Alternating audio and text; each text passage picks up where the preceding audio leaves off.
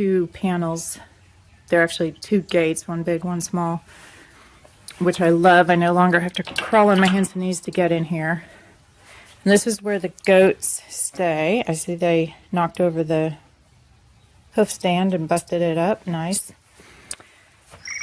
So they have this little area here. They slept in these two stalls over the winter, which I might open back up after I clean them out, and they can have that too. And a stall here. We have the hay in there, which will be stored somewhere else next time, and they can have access to that too. And then another stall here, which leads them outside. This will eventually be made into a door, not just a cutout.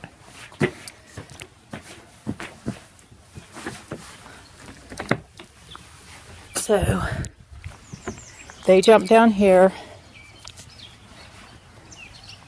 and come out. We have a gate there, a real fence.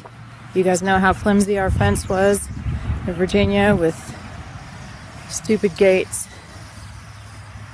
So this is a real nice tight wire fence. They have plenty of space. The bummer is that there's not that much growing because of all the trees, which is why I need to get them out to eat the pasture. This here we haven't finished, but there's tons of cement pieces where a foundation was on the property, an old dairy barn. So we're going to bring more of these in and stack them up so the goats have a rock structure to play on. And it makes use of these big cement pieces.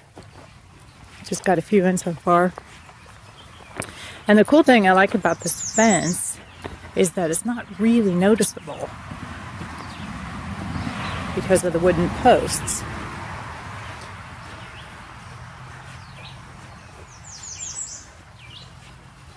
So none of the wooden posts were here at all. This was not fenced in. And it was pretty grown up. Jerry had come out with the brush hog and took a bunch of stuff down in the winter. Oh, and here comes Feller following. So now I'm walking up the other side of the goat area. You can see how it's close to the house. And I can, oh, there's Obie and Feller out here. They're probably like, cool, no goats.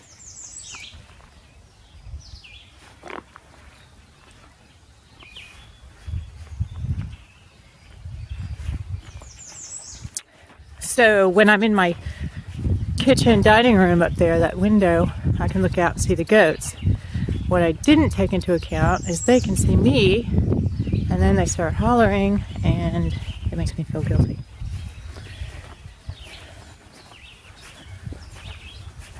I thought everything would be perfect as soon as I opened this up.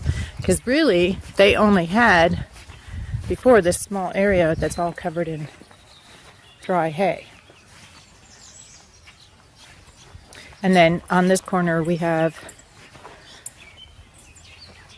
a big gate to drive the tractor in, another small gate there. And this is the hay feeder that I built, which I see they have busted. So I have to come back and fix that. But it's got wire underneath, so they really have to pick to get that hay out. And then the top lifts up and I stick a bale in there. So this is our solution to having the goats be able to come out and graze until we get a better pasture system going. The trick is getting them to it. This is their very first time. They've been in it for like 30 seconds. And this isn't too far from the barn, so it was easy to get them here. When we move it further away, I'm going to have to put them on leads and walk them. So they're just panels hooked together. Cheap version of a round pen. Still needs a little bit of work with stabilizers, but at least they can come out and eat grass. Here's a view out the window that I was talking about where the goats hang out along that fence line and look in here. But it is really cool to me that the fence just kind of looks like some trees.